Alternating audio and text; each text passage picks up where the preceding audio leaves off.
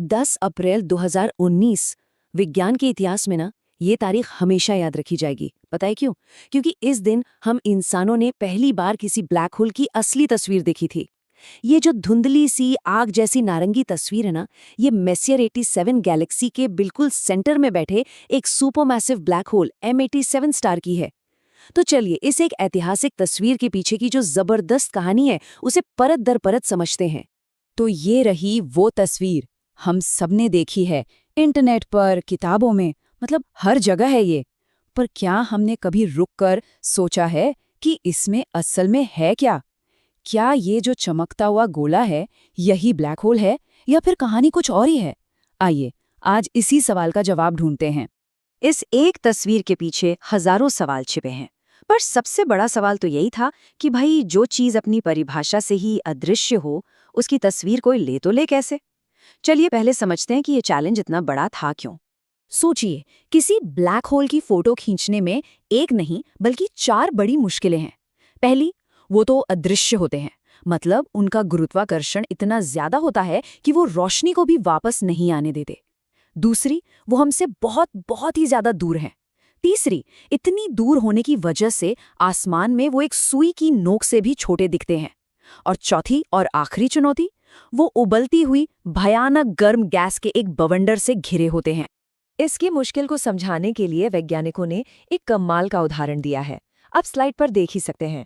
M87 star को देखना ऐसा था जैसे कोई पृथ्वी पर बैठकर चांद पर रखे एक डोनट को देखने की कोशिश कर रहा हो। मतलब सुनने में ही नामुमकिन लगता है ना। तो फिर सवाल ये उठता है कि वैज्ञानिकों ने इस नामुमकिन काम को मुमकिन कर कैसे दिखाया। इसका जवाब एक बहुत ही क्रांतिकारी आइडिया में छिपा है। समाधान था इवेंट होराइजन टेलीस्कोप यानी EHT। अब ये कोई एक अकेला टेलीस्कोप नहीं है, ये एक जबरदस्त आइडिया था। वैज्ञानिकों ने सोचा, अगर हम एक बहुत बड़ा टेलीस्कोप नहीं बना सकते तो क्यों ना पूरी पृथ्वी को ही एक टेलीस्कोप बना दे। EHT दुनिया भर में फैली कई दूरबीनों को जोड़कर बनाया गया एक वर्चुअल टेलीस्कोप है।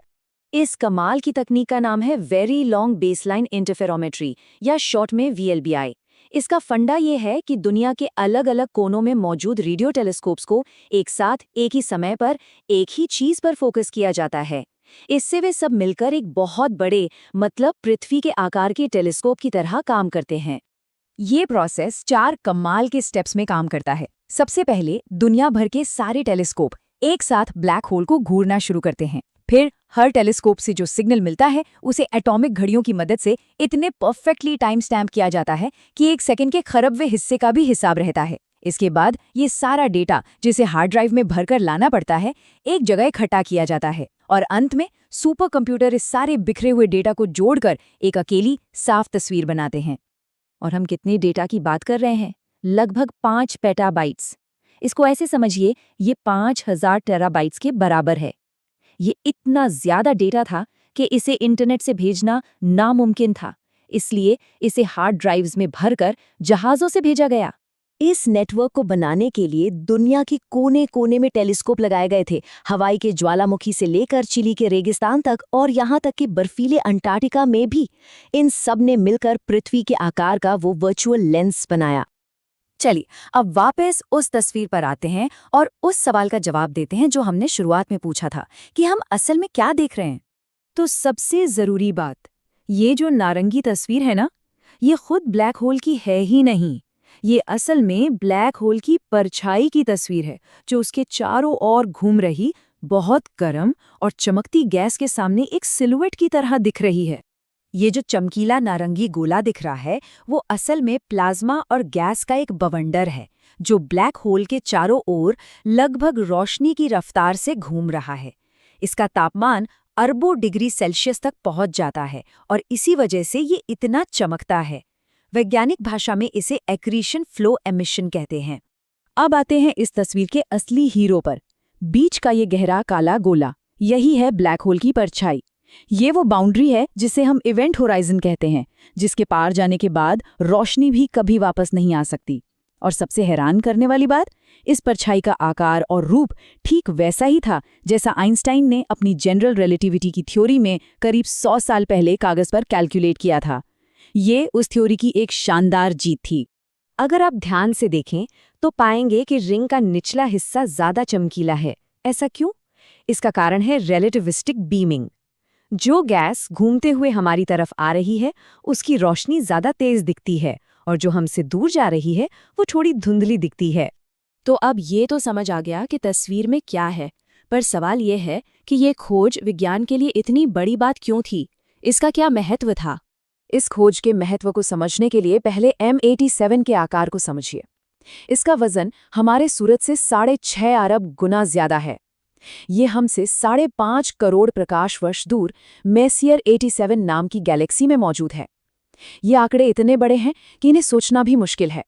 इसकी विशालता का अंदाजा इस बात से लगाइए कि ये हमारी अपनी गैलेक्सी मिल्की वे के केंद्र में मौजूद ब्लैक होल, जिसे सैजिटेरियस ए स्टार कहते हैं, उससे भी लगभग 1600 गुना ज्यादा बड़ा है। तो इस खोज के 3 बड़े मतलब थे। पहला, इसने पहली बार ब्लैक होल के होने का सीधा विजुअल सबूत दिया।